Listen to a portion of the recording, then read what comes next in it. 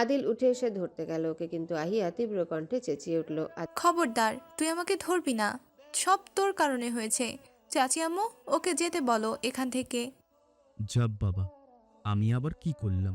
আদিল হতভম্ব। হালিমা বেগম এসে সান্ত্বনা দিয়ে বললেন, আচ্ছা ঠিক আছে, ও ধরবে না তোকে, তুই পা সোজা কর। কিন্তু আহিয়া কাঁদতে কাঁদতে বলল, না, ভেঙে গেছে, সোজা করতে পারবো না। দেখি কিছু হয়নি, সোজা কর। না, পারবো না। এতক্ষণ পর্যন্ত একদম নির্লিপ্তভাবে দাঁড়িয়েছিল আদনান। চোখে কোনো ভাব নেই, মুখে একরকম স্থিরতা। কিন্তু পা ভেঙেছে কথাটা শুনে ধীরে ধীরে এগিয়ে এলো, হাঁটু মুড়ে বসলো আহিয়ার সামনে। কোনো কথা না বলে পা টেনে আনলো নিজের উরুর উপর। আহিয়া অবাক হয়ে তাকালো, দোটানায় পড়লো, কিন্তু আদনান শুনল না। ধীরে ধীরে হাত রাখলো তার গোড়ালিতে, আঙ্গুল দিয়ে চেপে চেপে অনুভব করলো। তার কণ্ঠ নিচু কিন্তু স্থির। পা ভাঙিনি। আহিয়া কাঁদো কাঁদো গলায় বলল, আমি তো বললাম ভাঙিনি। আমি বলছি ভাঙছে। আদনান এবার চোয়াল শক্ত করলো, স্বর আরো গম্ভীর। ডাক্তারকে তুই না আমি? আপনি। তো আমি যখন বলছি ভাঙিনি, তার মানে ভাঙিনি। আহিয়া মুখ ফুলিয়ে গজগজ করে বলল, তাহলে মনে হয় মচকে গেছে। না, মোষও লাগেনি। লাগছে। বললাম তো না। শেষে আদনান হালকা দীর্ঘশ্বাস ফেলে বলল, জাস্ট একটু ব্যথা পেয়েছিস, বরফ দিলে ঠিক হয়ে যাবে। হালিমা বেগম ব্যস্ত হয়ে উঠলেন। আমি বরফ নিয়ে আসছি, তুমি বসো।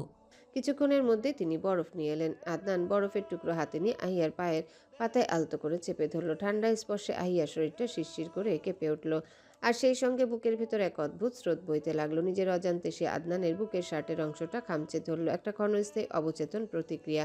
তাতেই আদনান থেমে গেল, আঙ্গুল নিথর হয়ে রইল আহিয়ার পায়ে।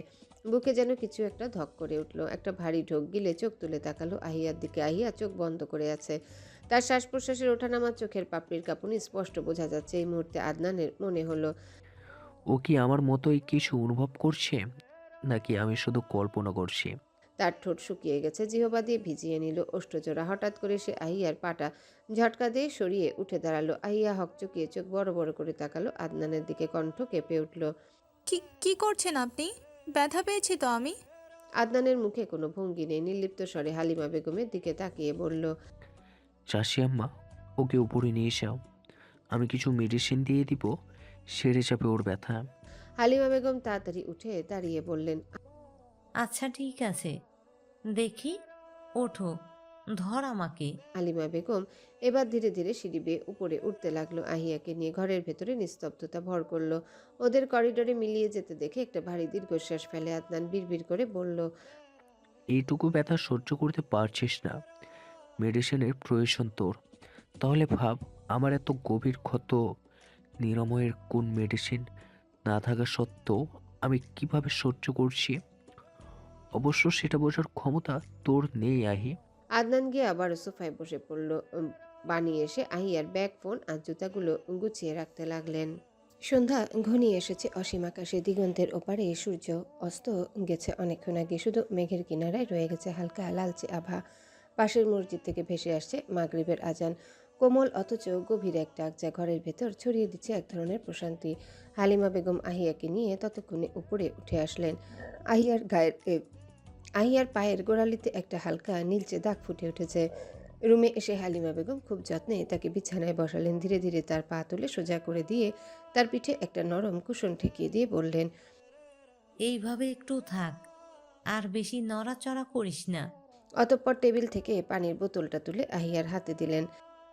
নে, একটু পানি খা, আমি মাগরিবের নামাজটা পড়ে আসি। কিছু লাগলে আমাকে বা ঋতুকে ডাকিস, কেমন? আচ্ছা। দরজা পর্যন্ত গিয়ে হালিমা বেগম আবারও ঘুরে আসলেন, দৃঢ়স্বরে বললেন, ও শোন, আগামীকাল তোকে নিয়ে একটু বসুন্ধরাতে যেতে চেয়েছিলাম, কিন্তু এখন তো পায়ে ব্যথা পেয়ে বসে আছিস। আহিয়া চোখ তুলে জিজ্ঞাসা করল, কেন? কি কাজ? হৃদিতার জন্য গয়না বানাতে দিয়েছিলাম না, সেগুলো আনতে যাব, আর কিছু কেনাকাটাও করব। হুটহাট সব হয়ে গেল, হৃদিতার জন্য তেমন কিছুই কেনা হয়নি। আচ্ছা, যাবো, আগে পাটা ভালো হোক। আদনান তো বলল ঠিক হয়ে যাবে। দেখি, কালকের মধ্যে যদি ঠিক হয় তাহলে কিন্তু যাব। আহিয়া মাথা মৃদু দুলালো। হালিমা বেগম ব্যস্ত পায়ে বেরিয়ে গেলেন ঘর থেকে। তিনি যেতে না যেতেই আদিবা এসে ঢুকলো রুমে। আহিয়াকে একটা চকলেট ধরিয়ে দিয়ে বলল, আপু, আদনান ভাই বলছে তুমি নাকি পড়ে গেছো। তুই কোথায় ছিলি? আমি তো কানে হেডফোন লাগিয়ে গেম খেলছিলাম। আমি মরে গেলেও আমার মাথার পাশে বসে তুই গেম খেলবি? অসভ্য। আদিবা মুখ বিকৃতি করে বলল, ও, একটু ব্যথা পেয়ে একদম বাড়ি মাথায় তুলে ফেলেছে।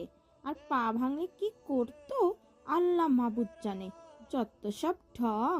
এই বলে আদিবা মুখ বাঁকিয়ে সেখান থেকে চলে গেল। পেছন থেকে আহিয়া চেঁচিয়ে উঠল, আদিবা, তোরে কিন্তু আমি ফ্রোজেন ড্রয়িং বুকটা কিনে দিব না, বলে দিচ্ছি।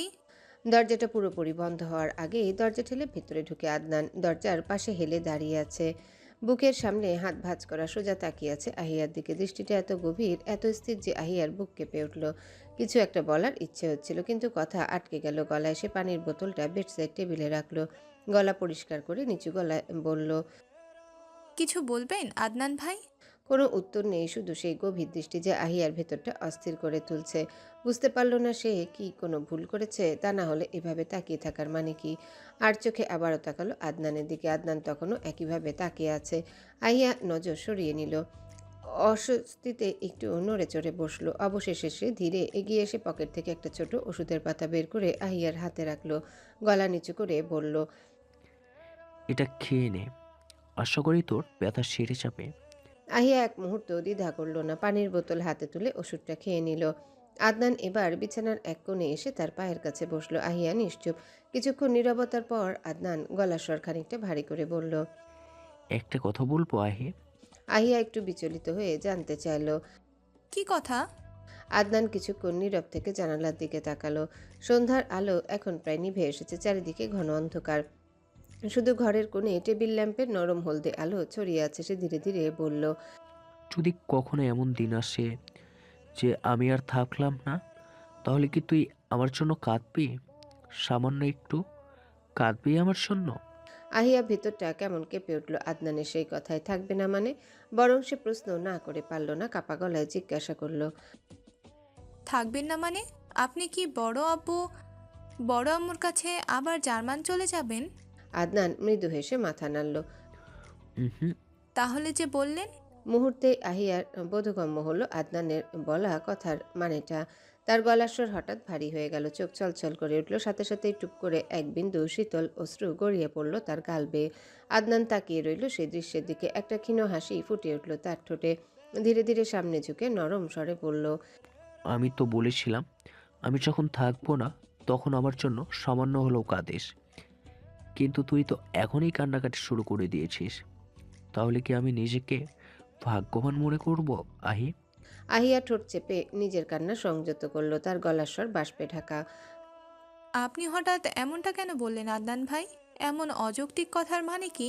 হালকা হাসলো আদনান। বলল, তোর ভাইয়ের মতো তুইও ভাবিস আমি যুক্তিহীন কথা বলি? আমার সব কথাই কি অযৌক্তিক আহি? আহিয়া মাথা নাড়ল। সব কথা না হলেও এখন যেটা বললেন সেটা একেবারে নিরর্থক। এমন কথা বলার কোনো মানে হয় না। আপনি জানেন বড় আব্বু আর বড় আম্মু শুনলে কতটা কষ্ট পাবে। শুধু কি আব্বু আম্মু? তুই পাবি না? তাহলে কাঁদলে কেন?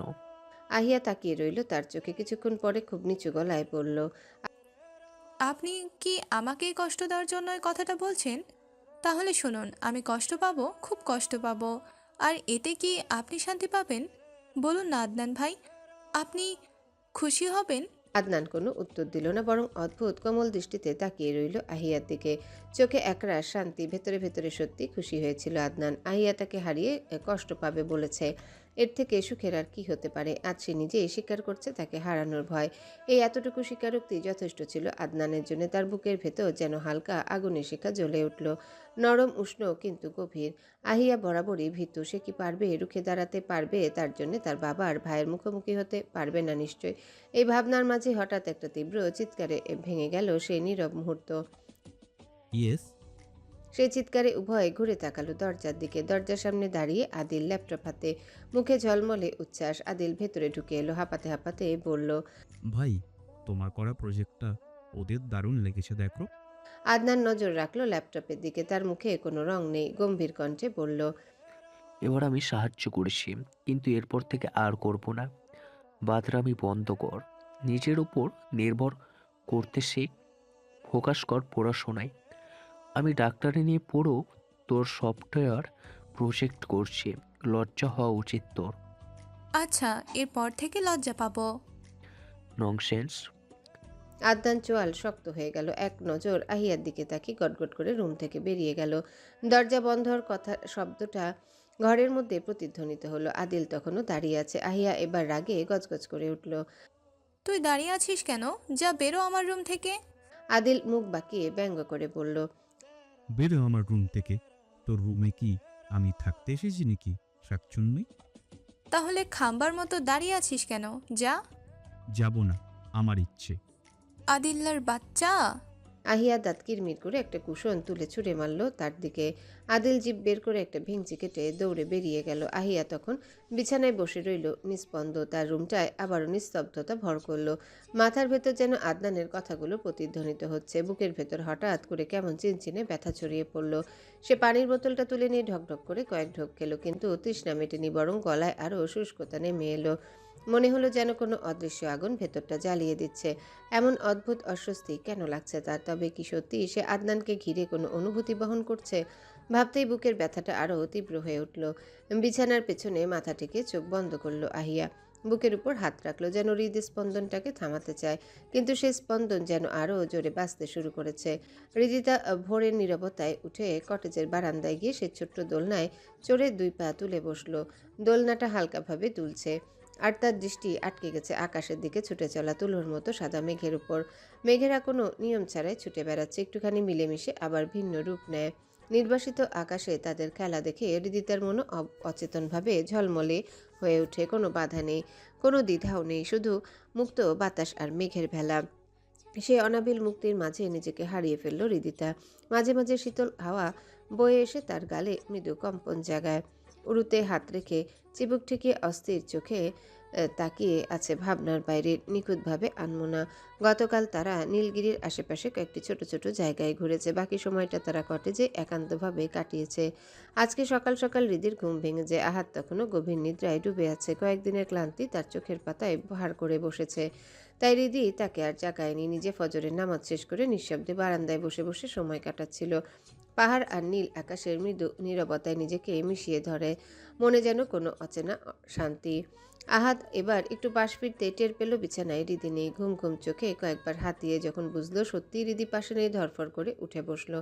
মাথা ঝাঁকিয়ে চোখ টেনে টুনে খুলল কোনো রকম, কিন্তু রুমের কোথাও নিজের প্রেয়সীকে না দেখে গলা উঁচিয়ে ডাকলো। রিধি, রিধি, জানো? আহাদের ডাকে অবচেতন ঘোর ভাঙে হৃদি। তাড়াহুড়ো করে বারান্দা থেকে ভেতরে আসে। আহাদ তখনও বিছানায় বসা। হৃদিকে দেখে যেন সমস্ত অস্থিরতা মুছে গেল। কোনো কথা না বলে সে ধপ করে আবারও শুয়ে পড়ল। চোখ বন্ধ করে নিঃশ্বাস গভীর করে নিল। হৃদি কিছুটা এগিয়ে এসে তার মাথার পাশে দাঁড়িয়ে রইল। খেয়াল করছিল আহাদ কি সত্যি ঘুমিয়েছে নাকি কেবল চোখ বুজে রেখেছে। আহাদের চোখে কোনো কম্পন নেই, নিঃশ্বাস ভারী, অর্থাৎ সত্যি সে ঘুমিয়ে পড়েছে। নিশ্চিত হয়ে হৃদি সেই নিদ্রাবিষ্ট মুখটার দিকে কিছুক্ষণ তাকিয়ে রইল। তার কোমল হাত তাৎক্ষণিকভাবে গালের দাড়িতে ছুঁয়ে দিল। এক চুমুর তীব্র লোভ জাগলো। যেহেতু সে ঘুমিয়ে আছে তাই হৃদি সুযোগ নিল।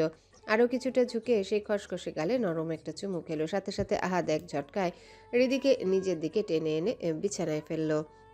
এক পা তার উপর তুলে দিয়ে কোলবালিশের মতো আষ্টেপৃষ্টে জড়িয়ে রাখলো। হৃদি কিছু বোঝার আগে ঘটনাটা ঘটলো। যখন বোধগম্য হলো, চোখ বড় বড় করে হতভম্ব হয়ে আহাদের দিকে তাকিয়ে জিজ্ঞাসা করলো, আপনি ঘুমাননি? আহাদ চোখ বন্ধ রেখে ঘুম ঘুম কণ্ঠে উত্তর দিল, ঘুমিয়েছিলাম, কিন্তু কেউ একজন আমার ঘুমের 12টা বাজিয়ে দিয়েছে। এখন তাকে কি শাস্তি দেওয়া উচিত বলো তো? তার কথাগুলো ইদানিং এক অর্থে দুষ্টুমির মতো হলেও কানে ভাসে আদরের আধুটি। হৃদি লাজুক স্বরে সাফাই দেওয়ার চেষ্টা করে। আমি কিছু করিনি, সত্যি বলছি। আচ্ছা, হুম। ঠিক আছে, তুমি যখন কিছু করনি আমি করছি। আহাদের কণ্ঠে এক অদ্ভুত দুষ্টু গাম্ভীর্য মিশেছিল। হৃদি তা চমকে উঠে জিজ্ঞাসা করলো, কি? আহাদ সামান্য নড়ে চড়ে ওর শরীরের ভাতটা আরও কাছে টেনে আনলো। উষ্ণ নিঃশ্বাস মিশে গেল হৃদির গালে। দুষ্টু মুচকি হাসি নিয়ে আহাদ বলল। Dot dot dot. হৃদি প্রায় লাফিয়ে উঠল, চোখ বড় বড় করে বলল, না প্লিজ। হ্যাঁ প্লিজ। আহাদের সেই আহ্লাদি স্বরে হৃদি এবার লাজুক লতার ন্যায় নেতিয়ে গেল তার বুকে। আহাদও গভীর আলিঙ্গনে জড়িয়ে নিল তাকে। এমন সময় বেডসাইডের টেবিলে রাখা আহাদের ফোনটা হঠাৎ কেঁপে উঠল। হৃদি চমকে তাকালো, কিন্তু আহাদ চোখ বন্ধ করে একইভাবে স্থির রইল। হৃদি তাকিয়ে দেখল আহাদের কোনো হেলদোল নেই। একটা মোচড় দিয়ে নিজেকে ছাড়ানোর ব্যর্থ চেষ্টা করে বলল। আপনার ফোন বাজছে তো। আহাদ অলস ভঙ্গিতে উত্তর দিল, কিন্তু আই ডোন্ট কেয়ার। কেন, গুরুত্বপূর্ণ কল হতে পারে, ধরুন না। তার থেকে গুরুত্বপূর্ণ কাজ করছি, ডিস্টার্ব করো না।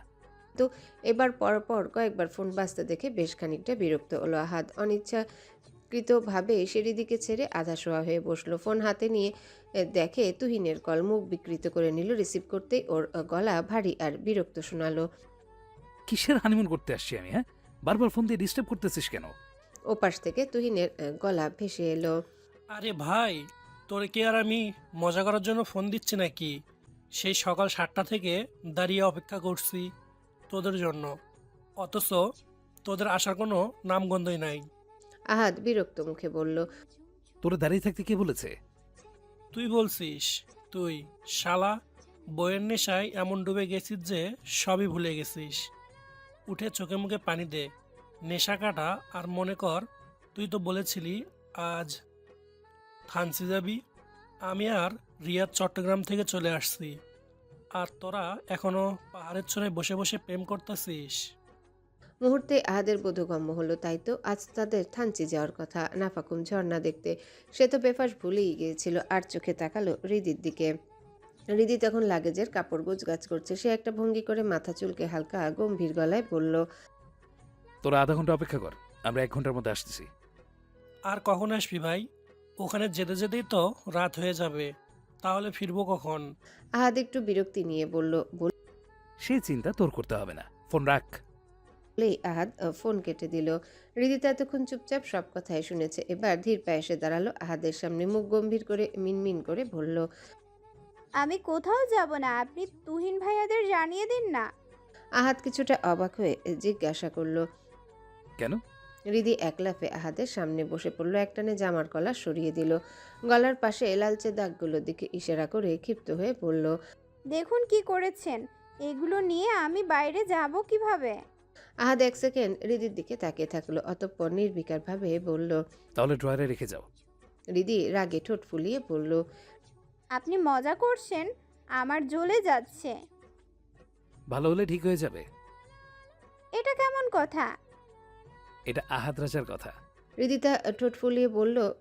বিয়ের আগে তো আমার একটু হাত কেটে গেছিল বলে কত কেয়ার করেছেন, বাসা ভর্তি প্রোটিন খাবার পাঠিয়েছেন, আর এখন এগুলো আপনার চোখে পড়ছে না? প্রোটিন লাগবে?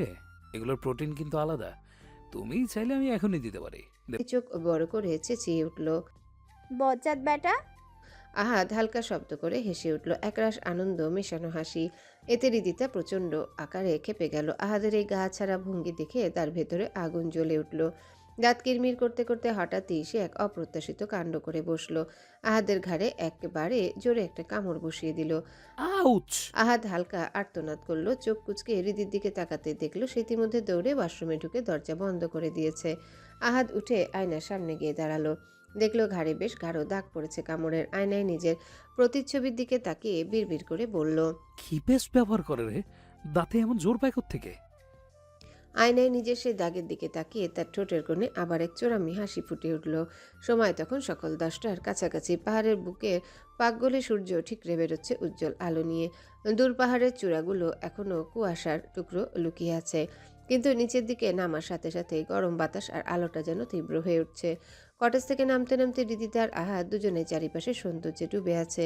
একদিকে পাহাড়ের ঢাল বেয়ে বয়ে যাওয়া মেঘের ছায়া, অন্যদিকে ঝকঝকে রোদে চকচক করা পাথর। নিচে গাড়ির পাশে দাঁড়িয়ে অপেক্ষায় আছে তুহিন আর রিয়াদ। দূর থেকে যখন দুজনকে নামতে দেখে তুহিন হাত নাড়ল, মুখে চওড়া হাসি টেনে মজা করে বলল। এই যে রাজারানী অবশেষে নামলো পাহাড় থেকে। আহাদ এগিয়ে আসতে তুহিন গিয়ে তাকে জড়িয়ে ধরল। বন্ধুত্বের সেই পুরনো চেনা উষ্ণতা আবারও ফিরে এলো, কিন্তু পরের মুহূর্তে তুহিনের দৃষ্টি আটকে গেল আহাদের ঘাড়ে। সেখানে ছোট্ট একটা ওয়ান টাইম ব্যান্ডেজ। আহাদ ব্যক্তিগত মুহূর্তগুলো গোপন রাখতে ব্যান্ডেজের সাহায্যে ঢেকে নিয়েছে দাগটা, কিন্তু তুহিনের চোখ পড়াতে কপাল কুঁচকে জিজ্ঞাসা করলো, তোর এখানে কি হয়েছে ভাই? ব্যান্ডেজ কেন? আহাদ এক হাত পকেটে পুরে আর চোখে হৃদির দিকে তাকালো। অতঃপর খুব স্বাভাবিক ভঙ্গিতে বলল। একটা ব্যাংক কামড়ে দিয়েছিল।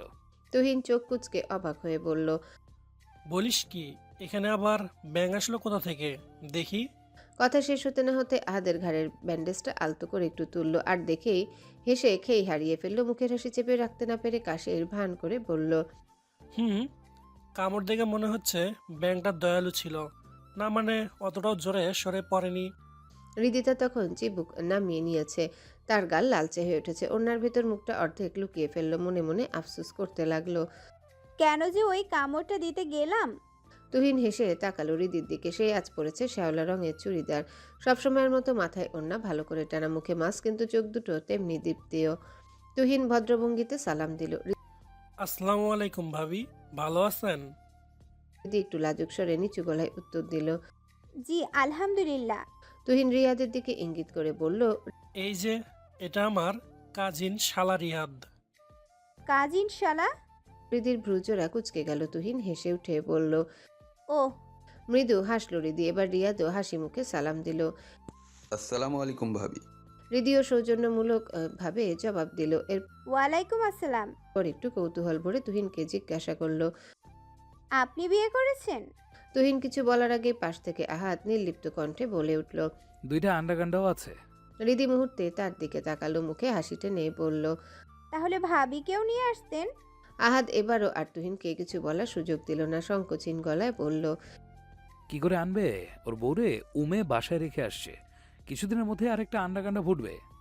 হৃদি তা ততক্ষণে চোখ নামিয়ে ফেলেছে, গাল দুটো লাল হয়ে উঠেছে। আহাদের এমন লাগামহীন কথায় সে লজ্জায় অস্থির, সাথে তুহিনও লজ্জা পেল। রিয়াদ পরিস্থিতি সামাল দিতে দ্রুত কথার মোড় ঘুরিয়ে বলল, ভাই এখন চলেন, তা না হলে সত্যি রাত হয়ে যাবে ফিরতে ফিরতে।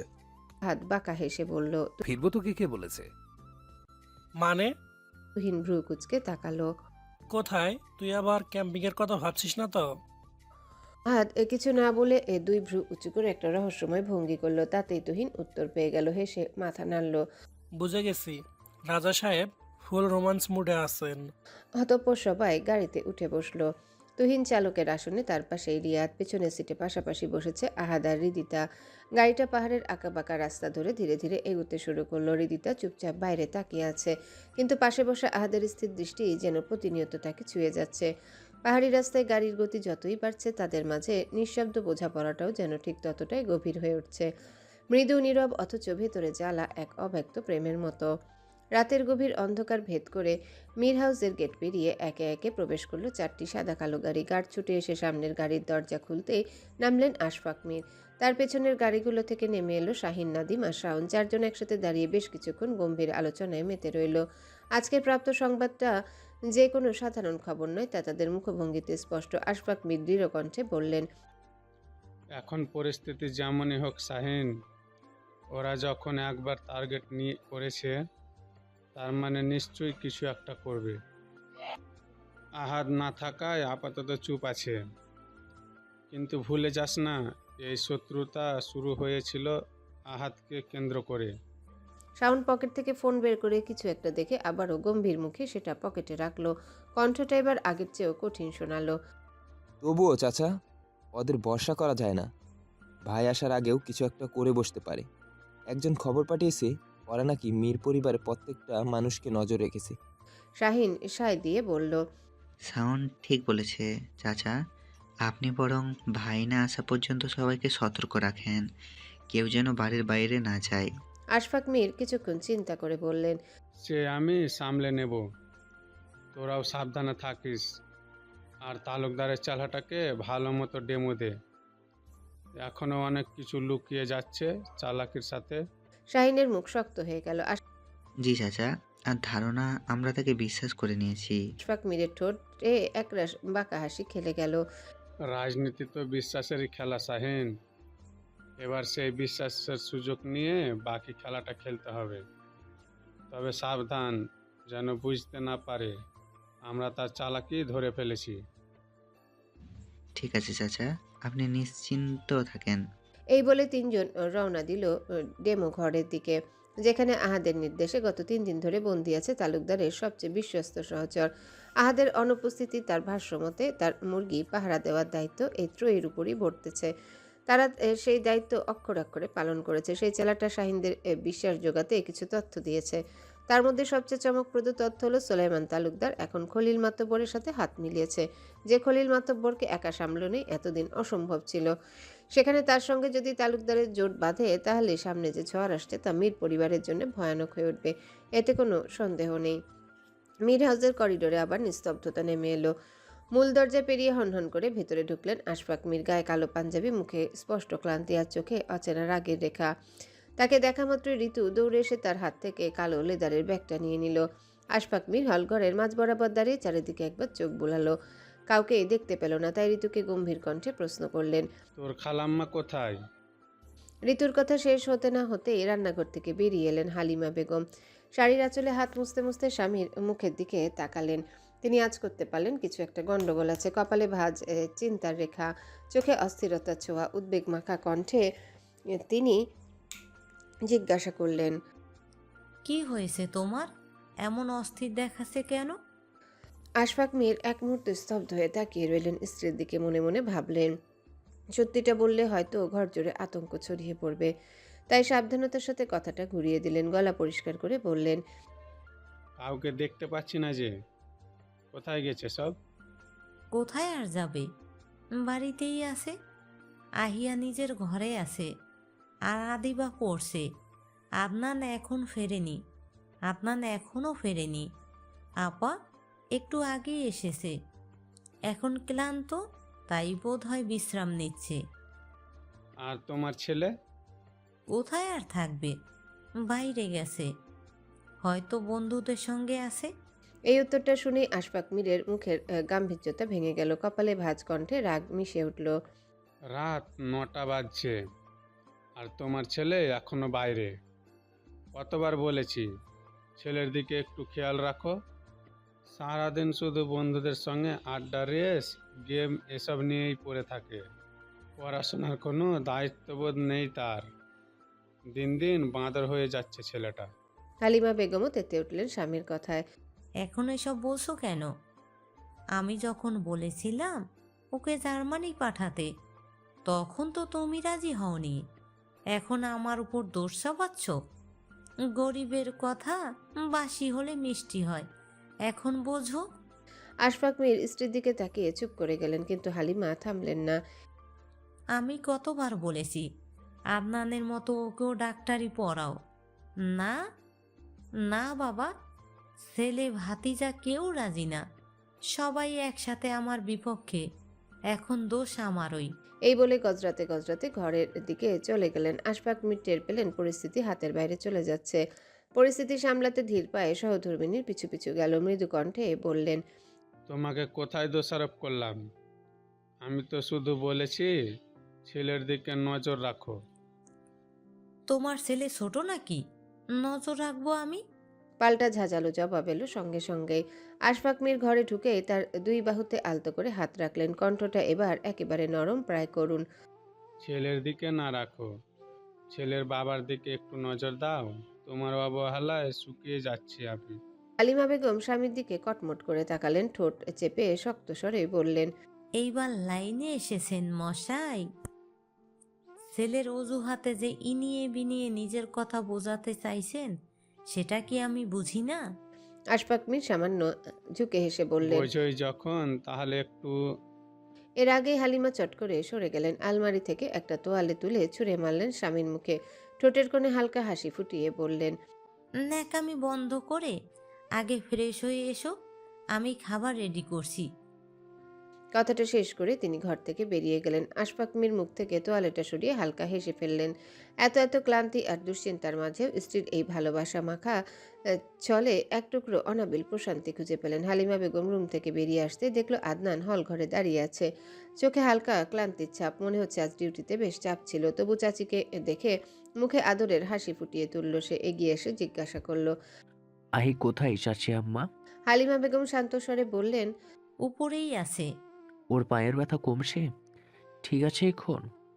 হ্যাঁ, অনেকটাই কমে গেছে। হালিমা বেগমের কণ্ঠে স্বস্তির আভাস। আদনান মাথা নেড়ে সিঁড়ি বেয়ে উপরে উঠে গেল, কিন্তু আহিয়া রুমের সামনে গিয়ে থমকে গেল। ভিতরে যাবে কি যাবে না দ্বিধায় পড়ল। আহিয়া এখন হয়তো ঘুমিয়ে পড়েছে, ডিউটি শেষ করতে আজ একটু বেশি দেরি হয়ে গেছে। তবু সারাদিন তার কথা ভেবে ভেবে মনে একটা অস্থিরতা কাজ করছিল। নিজের চোখে দেখার জন্য মন ছটফট করছিল। একটু দাঁড়িয়ে থেকে অবশেষে সব দ্বিধা পাশে সরিয়ে দরজায় দুবার টোকা দিল। ভিতর থেকে আহিয়ার কণ্ঠ ভেসে এলো। হ্যাঁ, আসো। আদনান দরজা ঠেলে ভেতরে ঢুকলো। আহিয়া ভেবেছিল হয়তো চাচি আম্মা এসেছে, কিন্তু আদনানকে দেখে একরকম শক্ত হয়ে বসে রইল। মুখে এক ধরনের অপ্রস্তুত ভাব ফুটে উঠল। আদনান সেদিকে একবার তাকিয়ে হাতে থাকা শপিং ব্যাগটা টেবিলে রেখে বিছানার এক কোণে বসলো। আহিয়া নিচু স্বরে জিজ্ঞাসা করলো, কিছু বলবেন আদনান ভাই? তার চোখে উদ্বেগ, মুখে কৌতূহল। আদনান সরাসরি বলল, তোর পায়ের কি অবস্থা দেখি। আহিয়া আলতো করে চাদরটা টেনে পা বের করলো। গতকালের নীলচে দাগটা আজ অনেকটাই ফ্যাকাশে, তবু আদনান চোখ সরাতে পারল না। তাকিয়ে থেকে জিজ্ঞাসা করলো। ব্যথা কমেছে নাকি এখনো আছে? আহিয়া ছোট্ট করে উত্তর দিল। হুম। কি ঠিক করে বল। আহিয়া এবার মুখ তুলে বলল, কমে গেছে অনেকটা। আদনান পলক্ষীন কিছুক্ষণ তাকিয়ে রইল, অতঃপর সামান্য নড়ে চড়ে শপিং ব্যাগটা তার দিকে বাড়িয়ে দিল। আহিয়া ভ্রু উঁচিয়ে জানতে চাইল, কি এটা? খুলে দেখ। দ্বিধাগ্রস্ত হাত দিয়ে ব্যাগটা নিয়ে ভেতরে তাকাতেই আহিয়ার চোখ মুহূর্তে বিস্ময়ে বড় হয়ে গেল। নিউ ব্র্যান্ড আইফোন, সাথে অনেকগুলো চকলেট। তার চোখ যেন হঠাৎ আলোয় ঝলমল করে উঠল। নতুন ফোন? তোর ফোনটা তো গতকাল পড়ে ভেঙে গিয়েছে, তাই নিয়ে এলাম। আর চকলেট পছন্দ করিস তাই। আহিয়ার ঠোঁটে ধীরে ধীরে একটা চওড়া হাসি ফুটে উঠল। প্যাকেট খুলতে খুলতে বলল, থ্যাংক ইউ আদনান ভাই। আহিয়ার বলতে দেরি হলো, কিন্তু তার হাত থেকে প্যাকেটটা ছোঁ মেরে নিতে আদনানের দেরি হলো না। আহিয়া হঠাৎ বুঝতে পারল না কি হলো। এটা মুখের রং উবে গেল। হতভম্ব হয়ে জিজ্ঞাসা করলো, কি হয়েছে আদনান ভাই?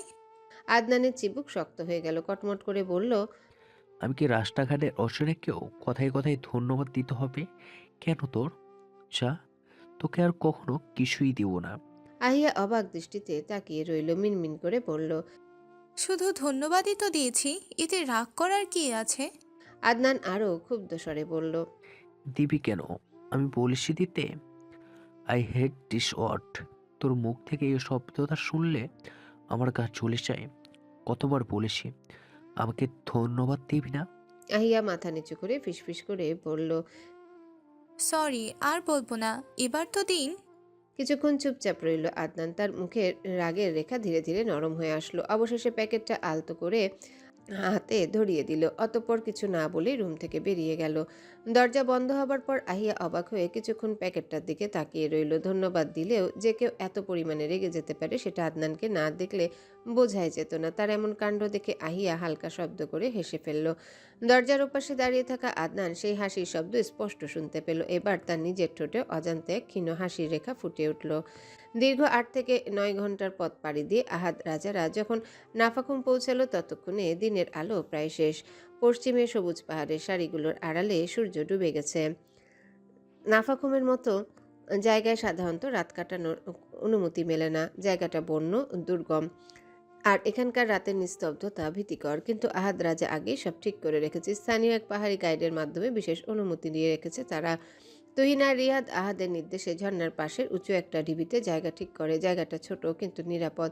ঢিবির নিচ দিয়ে ছোট একটা ঝিরি বয়ে গেছে, সেখানে ঝর্ণার পানি এসে পড়ছে অবিরাম শব্দে। সবাই মিলে ব্যাগ থেকে ক্যাম্পিংয়ের সরঞ্জাম নামাতে লাগলো। ছোট ছোট 2টা তাঁবু খাটিয়ে নিল ঢিবির মাঝখানটায়। তবে 2 তাঁবুর মাঝখানে বেশ খানিকটা দূরত্ব রেখেছে। আহাদ রাজা ছোট একটা হ্যাজাক লাইট জ্বালিয়ে দিল তাঁবুর পাশে। রিয়াদ কিছু কাঠ একত্র করে আগুন জ্বালিয়ে দিল, আর তাতেই অন্ধকার ভেদ করে চারিপাশে এক চিলতে উষ্ণতা ফিরে এলো। সব গোছগাছ শেষে সবাই ক্লান্ত হয়ে বসে পড়ল। রিদি ট্রেকিংয়ে আনা ইনস্ট্যান্ট নুডলস আর গরম কফির মগ এনে সবার হাতে হাতে ধরিয়ে দিল।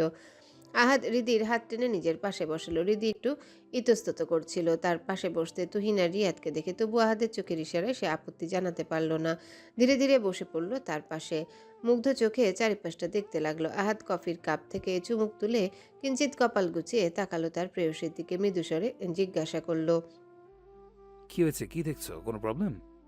রিদি হকচকিয়ে তাকালো, হালকা হেসে বলল। দেখেছি, জায়গাটা সত্যিই সুন্দর। তুহিন হাসলো। আগুনের কুণ্ডলিতে কাঠের টুকরো ছুড়ে দিয়ে বলল। দিনের বেলা দেখলে আরো প্রেমে পড়বেন ভাবি। সকাল হলেই বুঝবেন আসল নাকুম কাকে বলে। আপনারা এর আগেও এসেছিলেন এখানে? কৌতূহল নিয়ে প্রশ্ন করলো রীতি। তুহিন এবার নড়ে চড়ে সোজা হয়ে বসলো, যেন গল্প করার জন্য প্রস্তুত। গলা পরিষ্কার করে বলল। হ্যাঁ, কলেজে পড়ার সময় এসেছিলাম একবার। আহাদও ছিল সাথে, অনেক পুরোনো ঘটনা, কিন্তু এখানকার সৌন্দর্য একটু বদলায়নি। একটু থেমে এসে আবারও বলল। তখন একটা মজার ঘটনাও ঘটেছিল। কি ঘটেছিল? হৃদি আগ্রহ নিয়ে তাকালো। তুহিন একটু নাটকীয় ভঙ্গিতে বলতে শুরু করলো। তখন আমাদের টিমের লিডার ছিল আহাদ, কিন্তু সে বার টিমের লিডার বানিয়েছিল অন্য একজনকে, যার সাথে আহাদের কখনো বনাবনি হতো না। তাই আহাদ তাকে লিডার বলে মানতেও রাজি ছিল না, তবে বাধ্য হয়ে সে টিমের সাথে আসতে হয়েছিল। তো এখানেই ঘটেছিল আসল মজাটা। Stop it Tuhin. গর্জে উঠল আহাদ রাজা। চোখ রাঙিয়ে তাকালো তুহিনের দিকে। তুহিন হেসে বলল। কি স্টপিট? তুই স্টপিট। দাঁত কিরমির করে তুহিনের দিকে তাকিয়ে রইল আহাদ রাজা। তবে তুহিন সেই দৃষ্টি উপেক্ষা করে আবারও বলতে শুরু করলো। আপনার স্বামী কি করছেন জানেন? হৃদি কৌতূহলী নিয়ে জিজ্ঞাসা করলো। কি করেছে? আপনার স্বামী লুকিয়ে সেই লিডারের প্যান্টে বিচুটি পাতা ঢুকিয়ে দিয়েছিল। কি? হৃদির চোখ বিস্ময়ে বড় হয়ে গেল। রিয়াদ হো হো করে হেসে উঠল। হ্যাঁ, সবাই মিলে পাহাড়ি পথে হাঁটছিলাম। হঠাৎ সে ছেলেটা চিৎকার দিয়ে ছটপটাতে শুরু করলো। শেষমেশ সহ্য করতে না পেরে পাশের একটা পুকুরে ঝাঁপ দিল। ভাবতে পারেন? রিয়াদ হাসতে হাসতে বলল। ভাই, আপনি তো খুব ডেঞ্জারাস ছিলেন। ওতেই শেষ না, রিয়াদ পরের দিন সে ছেলেটার কপিতে জামাল গোটা মিশিয়ে দিল। আর যখন বেচারা ওয়াশরুমে দৌড়াদৌড়ি শুরু করলো, রাজা সাহেব বাইরে থেকে দরজা বন্ধ করে নিচ দিয়ে পটকা ছুঁড়ে মারল। এমন শিক্ষা পেয়েছিল যে লিডার হওয়ার স্বাদ মিটে গিয়েছিল তার। এরপর থেকেই আহাদ রাজার নাম শুনলেই তেলে ঢেলে পালাতো। কিন্তু এর জন্য আহাদকে শাস্তি হিসাবে কান ধরে দাঁড় করিয়ে রেখেছিল আমাদের ডিপার্টমেন্টের হেড। পাক্কা আধা ঘন্টা কান ধরে দাঁড়িয়েছিল। নিজেই হো হো করে হেসে উঠল। রিয়াদ অবাক হয়ে আহাদের দিকে তাকিয়ে বলল। ভাই, আপনি তো খুব দুঃখ ছিলেন। শুধু দুষ্টু না, পিএইচডি করা বজ্জাত ছিল। ওকে কান ধরিয়েছি বলে সে হেডের চেয়ারে সুপার গ্লু রেখে দিয়েছিল।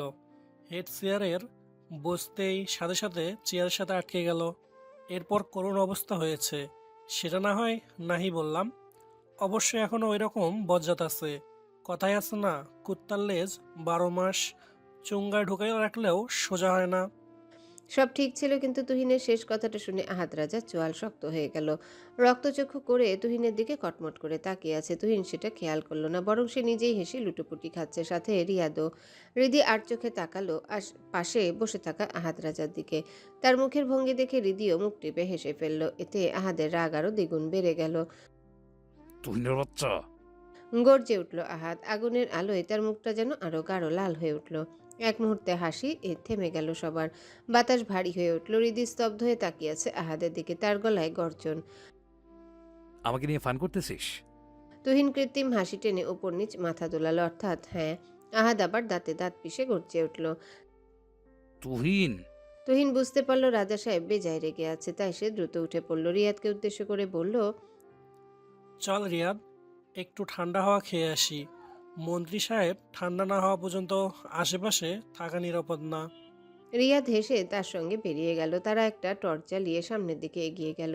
আহাদ রাজার নির্দেশ অনুযায়ী তাদের বোর্ড চালকরাও তাদের বোর্ড নিয়ে অপেক্ষা করছিল। তুহিন আর রিয়াদ সেদিকেই গেল। আহাদ রাজা তখনও রাগে ফুঁসছে। হৃদিতা তাকে সান্ত্বনা দেওয়ার জন্য একটু নড়ে তার পাশে ঘেঁষে বসলো। দুহাতে তার বাহু জড়িয়ে আলতো করে মাথাটা রাখলো তার কাঁধে। আহাদ আর চোখে তাকালো সেদিকে। এক পলকেই তার রাগ ঠান্ডা বরফের ন্যায় হয়ে গেল। সেও হাত বাড়িয়ে পেছন থেকে জড়িয়ে নিল নিজের প্রেয়সীকে। রাত বাড়ল, চারিদিকে ঘন অন্ধকার, ঝিঝি পোকার ডাক, বুনো পাখির আর্তনাদ, আর ঝর্ণার জলপ্রপাতের একটা না গর্জন ছাড়া আর কোনো শব্দ নেই। ডিবির আশেপাশের ঘন জঙ্গলে মাঝে মাঝে জোনাক পোকার দল জ্বলে উঠছিল, যেন কোনো গোপন ভাষার সংকেত। কিছুক্ষণের মধ্যে ঘন মেঘের আড়াল থেকে একটা পূর্ণ চাঁদ উঁকি দিল। চাঁদের আলো যখন চারিপাশে ছড়িয়ে পড়ল তখন দৃশ্যপট সম্পূর্ণ পাল্টে গেল। আলো আধারিতে ঝর্ণার জলপ্রপাতে সাদা মুক্তার মতো জলকণাগুলো বাতাসের আর্দ্রতায় চিকচিক করছে। মাথা তুলে আকাশের দিকে তাকাতে হৃদি স্তব্ধ হয়ে গেল। সেখানে অসংখ্য তারার মেলা। শহুরে আলোয় অভ্যস্ত চোখে এত তারা সমাহার আগে কখনো দেখেনি হৃদি। আহাদ রাজার কাঁধে মাথা রেখে বিস্ময়কর দৃষ্টিতে তাকিয়ে রইল অসীম আকাশে। মনে হচ্ছিল যেন কেউ কালো মখমলের কাপড়ে হীরার গুঁড়ো ছড়িয়ে দিয়েছে। নিজের প্রেয়সীর সেই মায়াবী দৃষ্টির দিকে পলক্ষীনভাবে তাকিয়ে রইল আহাদ রাজা। তার মনে হলো এই পৃথিবীতে এর চেয়ে সুন্দর আর কিছু হতে পারে না। তার ঠান্ডা হাত দুটো নিজের হাতে তালুর মধ্যে নিয়ে নিল। অতঃপর তার দৃষ্টি অনুসরণ করে তাকালো আকাশের পানে, গুনগুন করে গেয়ে উঠল। রাতেরি আধারে অজানা ছোঁয়ায় মায়াবী চোখে কি মায়া, যেন গোধূলি আবির মাখা, কি নেশা ছড়ালে, কি মায়ায় জড়ালে, কি নেশা ছড়ালে, কি মায়ায় জড়ালে। মৃদু হাওয়ায় আহাদ রাজার চুলগুলো উঠছে। হৃদিতা গভীর মনোযোগ দিয়ে তাকিয়ে আছে সেই মানুষটার দিকে। প্রথমবার আহাদ রাজার এই অমায়িক কণ্ঠে গান শোনার সৌভাগ্য হলো হৃদির। নিজের প্রেয়সীকে পলক্ষীন দৃষ্টিতে তাকিয়ে থাকতে দেখে হালকা হেসে আহাদ রাজা জিজ্ঞাসা করলো, কি দেখছো এভাবে? আপনাকে? হালকা হাসলো হৃদি, বলল, আপনি এত সুন্দর গান গাইতে পারেন জানা ছিল না। এখনো অনেক কিছুই তোমার অজানা জানো। আহাদ রাজাকে জানতে হলে আরো কাছাকাছি আসতে হবে। হৃদি তার কণ্ঠের গভীর সুরে লুকানো ইঙ্গিত বুঝতে পারল। হালকা লজ্জায় চোখ নামিয়ে অন্যদিকে তাকালো। ঠিক তখনই তার চোখে পড়ল ডিবির কিনারা ঘেঁষে থাকা একটা সরু পথের দিকে, যেখানে অসংখ্য জোনাকি আলো ঝলমল করছে। হৃদি উৎসাহ ভরে বলল, চলুন না ওই দিকটায় যাই। আহাদ রাজা ঘুরে তাকালো সেদিকে, কিছুটা বিচলিত হয়ে বলে উঠল, মাথা খারাপ? দেখেই তো মনে হচ্ছে কোনো ভূতের গুহা। হৃদি ভ্রুকুচকে জিজ্ঞাসা করলো। সে আপনি ভূতকে ভয় পান? নিজের দুর্বলতা লুকিয়ে ঠোঁটে আত্মবিশ্বাসী হাসি টেনে বলল, আহাদ রাজা পাবে ভূতের ভয়? তাহলে যেতে চাইছেন না কেন? তোমার কথা ভেবে যেতে চাইছি না। সেখানে গেলে যদি ভূত আমার সুন্দরী বউটাকে নিয়ে যায়, তখন তো আমি এতিম হয়ে যাব। বউ না থাকলে কেউ এতিম হয় না। আর আমার আব্বু বলেছে ভূত টুত বলতে কিছু হয় না। হ্যাঁ, জিন আছে, তাদের মধ্যে ভালো জিন খারাপ জিন হয়। খারাপ জিনেরা মানুষদের ভয় দেখায়, ক্ষতি করার চেষ্টা করে, তাই মানুষ খারাপ জিনটাকে ভূত বলে সম্বোধন করে। ওই সম্বোধন যে এই তো করে, তার মানে ওইটাই ভূত? তার মানে আপনি যাবেন না? না। এই সোজাসাপটা না এর উত্তরে হৃদির মুখ কালো হয়ে গেল। কয়েক সেকেন্ড তাকিয়ে থেকে ঠোঁট ফুলিয়ে উঠে গটগট করে তাঁবুর ভেতরে ঢুকে গেল। আহাদ স্পষ্ট বুঝতে পারে তার প্রেয়সীর অভিমান, তবুও সেদিকে তাকিয়ে বিড়বিড় করে বলল, তোমার অভিমানের থেকে আমার জান বাঁচানো ফরজ জানো। আমি মরে গেলে তোমায় এত ভালো কে বাসবে? একটা ভারী নিঃশ্বাস ছাড়লো। এমন সময় শুকনো পাতার মর্মর শব্দ ভেসে এলো।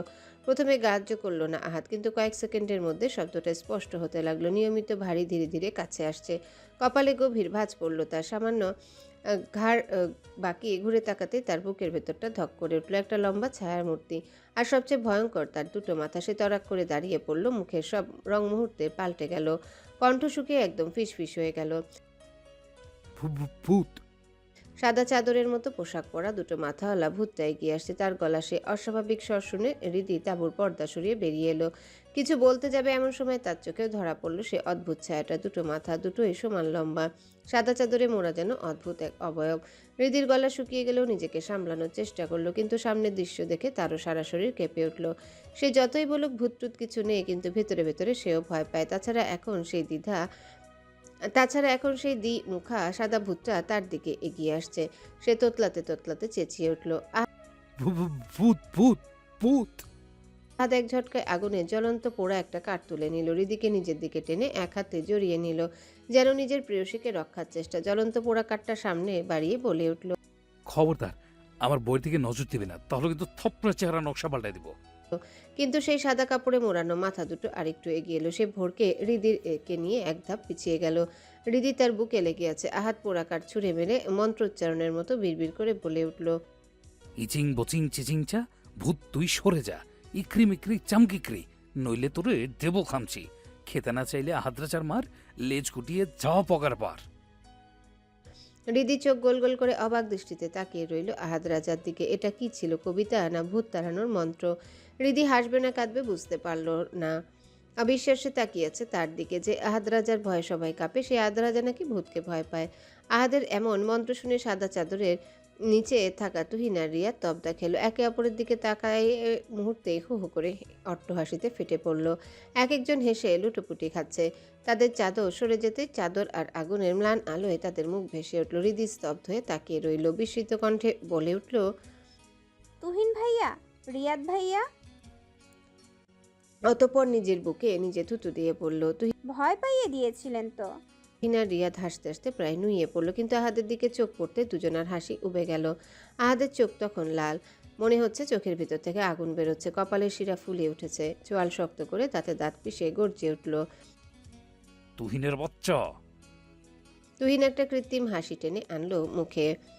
মজা করতে গিয়ে ভুলেই গিয়েছিল সে কার সাথে মজা করছে। আহাত তার দিকে তেড়ে আসতে সে ছুটে দৌড় দিল, সাথে রিয়াদও। আহাত পিছু নিল দুজনার, কিন্তু কিছুটা গিয়ে পিছনে ফিরে তাকালো। সেখানে হৃদি একা দাঁড়িয়ে আছে, হালকা কাঁপছে। আহাদের শরীর গরম, রাগে এখনো মাথা থেকে নামেনি, কিন্তু তার প্রেয়সীকে একা ফেলে যাওয়া তার পক্ষে অসম্ভব। তাই সে আবার ফিরে এলো। হৃদিকে এক হাতে নিজের বক্ষস্থলে টেনে নিল, আলতো করে বুকের সাথে জড়িয়ে রাখলো, কিন্তু মনে মনে স্থির করলো এই দুইটার একটা সায়স্তা করতেই হবে। ভোরের আলো ও ফুটতে নাফাখুম ঝর্ণার ঝলমলে অপরূপ সৌন্দর্য ফুটে উঠল। ঝর্ণার গর্জন আর পাহাড়ি জঙ্গলের ঠান্ডা বাতাস মিশে এক অদ্ভুত রহস্যময় নীরবতা তৈরি করেছে, যেন প্রকৃতি তাকে ঘিরে রাখার জন্য এক নরম চাদর বিছিয়ে দিয়েছে। এমন সময় পাখিদের কিচিরমিচির আর কাটকাটা টকটক শব্দে হৃদি তার ঘুম ভাঙল। সারা রাত জঙ্গল ভীতি আর টুকটাক শব্দে তার বুক ধরফর করেছে। শেষ রাতের দিকে গিয়ে একটু চোখ লেগেছে। ঘুম ভাঙতেই সে ধীরে ধীরে উঠে বসলো। চোখ কচলাতে কচলাতে প্রথমে লক্ষ্য করলো আহাদ রাজা পাশে নেই। বুকের ভেতর হালকা কাঁপুনি ছড়িয়ে গেল। দ্রুত তাঁবুর পর্দা সরিয়ে বাইরে বেরিয়ে এলো। সূর্যের কোমল তাপ গায়ে লাগতে কেমন উষ্ণতা অনুভব করলো সে। চারিদিকে চোখ বুলিয়ে অপলক দৃষ্টিতে দেখতে লাগলো। সবুজে ঘেরা পাহাড়, ঝর্ণার পানি, রোদের আলো, সব মিলিয়ে অপূর্ব দৃশ্য যেন স্বপ্নের মতো লাগছিল। ঠিক তখনই তার চোখ আটকে গেল ডান দিকে ঢিবির কোনায়। সেখানে আহাদ রাজা কুড়ালের সাহায্যে কাঠ ফালি করছে। তার গায়ে কালো ম্যাগি হাতা টি শার্ট, যার কারণে তার বাহুর টান টান পেশি পুরো উন্মুক্ত। সকালের হালকা রোদে তার কপালের ঘাম চিকচিক করে উঠছে। কাঠ তোলার সঙ্গে সঙ্গে তার বুক ওঠানামা করছে। প্রতিটা নড়াচড়ায় শরীরের পেশিগুলো আরও স্পষ্ট হয়ে উঠছে। মৃদি একদম স্তব্ধ হয়ে দাঁড়িয়ে রইল, পলক্ষীন দৃষ্টিতে তাকিয়ে আছে কেমন যেন আনমনে। হঠাৎ আহাদের নজর পড়তে এসে থেমে হৃদির দিকে তাকালো। ক্লান্ত হাঁপানো শব্দ দূর থেকেও শোনা যাচ্ছে। হৃদির ঘোর ভাঙল। সে অপ্রস্তুতভাবে চোখ নামিয়ে নিল, কিন্তু ততক্ষণে আহাদ দু আঙ্গুল দিয়ে ইশারা করে তাকে কাছে ডাকছে। হৃদি ছোট ছোট পা ফেলে এগিয়ে এলো। আহাদের ঠিক মুখোমুখি দাঁড়াতেই তার গায়ের ঘামের গন্ধ আর তীব্র নিঃশ্বাসের শব্দ পরিষ্কার শোনা গেল। আহাদ তার প্রেয়সীর ওড়নার এক কোণা ধরে নিজের কপালের ঘাম মুছতে লাগলো। হৃদি নীরব বিস্ময়ে তাকিয়ে রইল। আহাদ ভ্রুকুচকে নাক ঘষে নিয়ে বলল, কোথায় নিজের স্বামীর একটু সেবাযত্ন করবে, ঘামটা মুছে দেবে, তা না করে ফ্যাল ফ্যাল করে তাকিয়ে আছো। আমার কি রূপ বেড়েছে, নাকি অন্য কোনো চিন্তা ভাবনা আছে মিসেস মীর? হৃদি লজ্জায় লাল হয়ে গেল। মাথা নিচু করে তোতলাতে তোতলাতে বলল, না না না, দিচ্ছি। অতঃপর নিজের হাতেই ওড়না তুলে আহাদের মুখ মুছতে লাগলো। আহাদ তার সেই বোকা বোকা চাহনি দেখে ঠোঁট চেপে হাসি সামলাতে ব্যস্ত। এবার সে মাথা তুলে গলা এগিয়ে ধরল। এখানেও? হৃদি আপত্তি করল না, বরং মনোযোগে স্বামীর সেবা করতে করতে পুরো দুনিয়াটা যেন ভুলে গিয়েছিল। ঠিক তখনই দুবার গলা খাকরির আওয়াজ এলো। হৃদি চমকে ফিরে তাকাতেই দেখে একটু দূরে তুহিন আর রিয়াদ দুটো ছোটোখাটো কাঠের টুকরোর উপর কান ধরে দাঁড়িয়ে আছে। কাঠের টুকরো এতটাই ছোট ছিল যে তাদের পাও ঠিকঠাক রাখতে পারছে না, যেন এক ধরনের ব্যালেন্সিং স্ট্যান্ড। দুজনের মুখ গম্ভীর, তবে চোখে দয়ার আকুতি। রিয়াদ কেঁদে ফেলার মতো গলায় বলল, হৃদি ভাবি শুধু ভাইয়ারই সেবা করবেন? এই বেচারা বেয়াদবের উপর একটু দয়া করেন, খুব খিদে পেয়েছে, সকাল থেকে এভাবেই দাঁড়িয়ে আছি। হতবাক হয়ে বলল, এভাবে দাঁড়িয়ে আছেন কেন? তুহিন অভিযোগের স্বরে বলল। কেন আছি? কারণ আপনার বজ্জাত স্বামী আমাদের শাস্তি দিয়েছে। আমরা তো শুধু একটু মজা করছিলাম, তাই বলে নিজের বন্ধুকে এত বড় শাস্তি দিবে? দেখেন দেখেন, আবার কেমন হায়নাদের মতো তাকিয়ে আছে। রিদি আর চোখে পাশে থাকা আহাদকে দেখলো। আহাদের মুখভাব এতটাই কঠিন যে মনে হচ্ছিল পাহাড়ের পাথর থেকেও শক্ত। সে রুক্ষ গলায় বলল, কোনো ভাবি ডাবি বলে লাভ নেই। যতক্ষণ পর্যন্ত আমার কাট কাটা শেষ না হবে ততক্ষণ পর্যন্ত এভাবেই থাকতে হবে। এরপর নেক্সট ডেমো। এ এরপর আবার কিসের ডেমো? ভাই, এত নিষ্ঠুর হোস না, ধর্মে সইবে না। তুহিন অসহায় স্বরে বলল। আহাদ চোখ গোল গোল করে চটকে উঠল। যখন কুকর্ম করছিলি তখন ধর্মের কথা মাথায় ছিল না, এখন ধর্ম? তোদের আইডিয়া ছিল না আমি তোদের কি কি শাস্তি দিতে পারি? রিয়াদ মিনতি করে বলল, ভাই, ভুল হয়ে গেছে, এবারের মতন মাফ করে দেন। আর জিন্দেগি তো আপনাকে ভূতের ভয় দেখাবো না। রিয়াদের কথায় আহাদ আরও তেতে উঠল। আহাদ রাজার কাছে ভুলের ক্ষমা নেই। ভুল যখন করেছিস এর শাস্তিও পেতে হবে। তুহিন আর রিয়াদ দুজনে অসহায় মুখ করে রিদির দিকে তাকালো। কিন্তু রিদি বা কি করবে? এই আহাদ রাজা তো তার সাথে এমন করে। শুধু ভুল শব্দটা যদি ভুলেও মুখ থেকে বের হলে হয় তাহলে তার জন্য শাস্তির এরই থাকে। তবুও তাদের দুইজনার চুপসে যাওয়া মুখ দেখে তার করুণা হলো। সে আলতো স্বরে আহাদকে বলল, শুনুন না, শুনছি। বলছি এবারের মতো ওনাদের ছেড়ে দিন না। আহাদ চোখ সরু করে বলল। আমি কি ওদের ধরে রেখেছি? রিদি মুখ আনন্দে উজ্জ্বল হয়ে উঠল, বলল, সত্যি? তাহলে ওনাদের নামতে বলি। আহাদ কটমট করে তাকালো তার দিকে, ঝাঁঝালো গলায় বলল, একদম না, শাস্তি খতম হয়নি এখনো। আহাদ রাজার সেই কথায় রিদি সহ তিনজনারই মুখ পুরু বেলুনের মতো চুপসে গেল। আহাদ আবার রিদির ওড়না নিয়ে মুখ মুছতে মুছতে বলল, চলো, কোথায়? আমি যেখানে নিয়ে যাব সেখানেই। আপত্তি আছে? রিদি ডানে বামে মাথা দুলিয়ে না জানালো। আহাদ এগিয়ে যেতে তার পিছু নিল সে। দুজন পাহাড়ের বুক বেয়ে নামতে লাগলো ঝর্ণার দিকে। তুহিন আর রিয়াদ ঠায় কান ধরে দাঁড়িয়ে রইল। রিয়াদ গোমরা মুখে বলল, এই বয়সে এসে কিনা আমাদের কান ধরতে হচ্ছে। আল্লাহ, তুমি কই? তুহিন মুখ বাঁকিয়ে বলল, শুক্রিয়া কর যে আমরা ঘন জঙ্গলে আছি। আমাদের এই বেহাল দশা দেখার কেউ নেই। তা না হলে নিশ্চিত মান সম্মান দক্ষিণা হওয়ায় বাদঝাড়ের মাথায় উঠত। পাহাড়ি মনোমুগ্ধকর সেই পরিবেশের মাঝে আহাদ রাজা কায়দা করে লোহার শিকের উপর টান টান করে মাংস বসিয়ে বারবিকিউ করছে। আলো ছায় তার মনোযোগী মুখটা আরও কঠোর লাগছে। এক হাতে ধরা হাত পাখার মতো পাতাটা দিয়ে আগুনের ধোঁয়া সরিয়ে দিচ্ছে, মাঝে মাঝে কাঠ উল্টে দিচ্ছে। মাংসের উপরে চর্বি গলে টুপটাপ আগুনে পড়ছে আর সিজলিং শব্দ উঠছে চটচট করে। পাশেই রীতি সবুজ ঘাসের উপর নরম চাদর বিছিয়ে খাবার সাজাচ্ছে। তার কাজ করার ভঙ্গিটা খুব শান্ত, খুব কোমল। চুলগুলো কেমন এলোমেলো, কিন্তু তাতে একটা আলাদা সৌন্দর্য আছে। আহাদ রাজা চোরা চোখে সেদিকে তাকায় মাঝে মধ্যে। কিছুটা দূরে তুহিন আর রিয়াদ এখনও কান ধরে দাঁড়িয়ে আছে। প্রত্যেক সেকেন্ডে যেন তাদের কাছে এক একটা যন্ত্রণা। বারবিকিউয়ের পোড়া মাংসের গন্ধে তাদের পেট মোচড় দিচ্ছে, মুখে পানি চলে আসছে। কিন্তু আহাদ রাজার আদেশ ভেঙে তারা নড়তেও পারছে না। তুহিন নিচু স্বরে রিয়াদকে ফিসফিস করে বলল, আমার তো মনে হচ্ছে আজকে আমার আত্মার দেহ থেকে ত্যাগ করে দিবে। রিয়াদ মুখে আসা পানিটা গিলে নিয়ে বলল, মাংসের গন্ধে আমার মুখে পানি আসতেছে, পেটে চোচো করছে। আমাদের সামনে এত এত খাবার আর আমরা খেতে পাচ্ছি না। এইটা বেঁচে থাকা না ভাই। দুজনই আবার কাতর চোখে তাকিয়ে আছে আহাদের দিকে। রিদি সবকিছু সাজানো শেষ করতে আহাদ রাজা বারবিকিউ হাতে নিয়ে চাদরের পাশে এসে বসলো। মাংস এতটা লোভনীয় যে তাকালেই জিভে পানি এসে যায়। রিদি এবার অনুনয়ের কোমল কণ্ঠে বলল, শুনুন না, তুহিন ভাইয়ারা তো না খেয়ে আছে, ওনাদেরও ডাকুন না এবার। আহাদ রাজার চোখে সেই মুহূর্তে খানিকটা শীতলতা দেখা গেল। তার প্রেয়সীর কণ্ঠের অনুরোধ সে খুব একটা অগ্রাহ্য করতে পারে না। সে ঠান্ডা মুখে তুহিন আর রিয়াদের দিকে চোখের ইশারা করলো। দুজন আর এক সেকেন্ডও দেরি করলো না। মনে হলো যেন ট্র্যাকে রাখা স্প্রিংয়ের মতো লাফ মেরে নেমে হুড়মুড় করে দৌড়ে চলে এলো। কোনো কিছুর উপেক্ষা না করে ক্ষুধার্ত পশুর মতো দুই হাত দিয়ে মাংস, রুটি, সালাদ যা পাচ্ছে তাই মুখ ভরে খাওয়া শুরু করলো। তুহিন মুখে এক গাল ব্রেড চেপে রেখে বলল, থ্যাংক ইউ ভাবি, আপনি না থাকলে এই আহাদ রাজা আমাদের আরো ভাজা ভাজা করতো। রিদি হেসে ফেলল। তার হাসির সুরে হালকা স্নেহ মেশানো মজা ছিল। আহাদের দিকে এক কাপ কফি এগিয়ে দিল। আহাদ কোনো দ্বিধা ছাড়াই নিয়ে চুমুক বসালো। তবে সে লক্ষ্য করলো রিদি এর মাঝে পরপর দুবার হাঁচি দিয়েছে, আবার নাকও টানছে। তার কপাল কুঁচকে গেল। কফির কাপ রেখে উদ্বেগ নিয়ে এগিয়ে এলো। হাত বাড়িয়ে রিদির কপাল ছুঁয়ে দেখলো। হ্যাঁ, সে যেটা আন্দাজ করেছে সেটাই হলো হৃদির শরীর কিছুটা উষ্ণ। এখানকার ঠান্ডা আবহাওয়া, তার উপর কিছুক্ষণ আগে সে তো দুর্জনে ঝর্ণার জমাট ঠান্ডা পানিতে ভালোই ভিজেছে। হৃদির নাজুক শরীর সেটা ঠিকমতো নিতে পারেনি। আহাদ হঠাৎই দাঁড়িয়ে গেল, কণ্ঠ ভারী, চাপা, দুশ্চিন্তায় ভর্তি। তুহিন, রিয়াদ, এখনই ব্যবস্থা কর, আমরা ঢাকায় ফিরবো যত দ্রুত সম্ভব, কুইক। তিনজনই একসাথে থমকে গেল, মুখে খাবার নিয়ে ফ্যাল করে তাকিয়ে আছে। হঠাৎ কি হলো বুঝলো না। তাদের বলদের মতো তাকিয়ে থাকতে দেখে আহাদ চেঁচিয়ে উঠল, কি বললাম শুনতে পাসনি? আমরা এখনই ঢাকায় ফিরবো, ব্যবস্থা কর। রিয়াদ আলুথালু গলায় খাবার গিলে ফেলে জিজ্ঞাসা করলো। কেন ভাই, কি হয়েছে? আহাদ সোজাসাপটা উত্তর দিল, রিদির শরীর খারাপ, এখানে থাকলেও আরো অসুস্থ হয়ে যাবে, 1 মিনিটও আর দেরি করা যাবে না। তুহিন হৃদির দিকে তাকালো। তাকে দেখে তেমন অসুস্থ মনে হচ্ছে না, কিন্তু আহাদ রাজার দৃষ্টি দেখে বোঝা গেল এটাই ফাইনাল সিদ্ধান্ত। দুজনেই আর সময় নষ্ট করলো না, দ্রুত উঠে জিনিসপত্র গোছানো শুরু করলো। হৃদি চুপচাপ এসে আহাদের পাশে দাঁড়ালো, মৃদু স্বরে বলল, আপনাকে কে বলল আমি অসুস্থ? আমি ঠিক আছি। আহাদ ভ্রু তুলে তাকালো। তাহলে চল। কোথায়? আহাদ শুধু চোখের ইশারা করলো। ইশারাটা বোঝা মাত্রই হৃদির চোখ বড় বড় হয়ে গেল। বজ্জাত বেটা।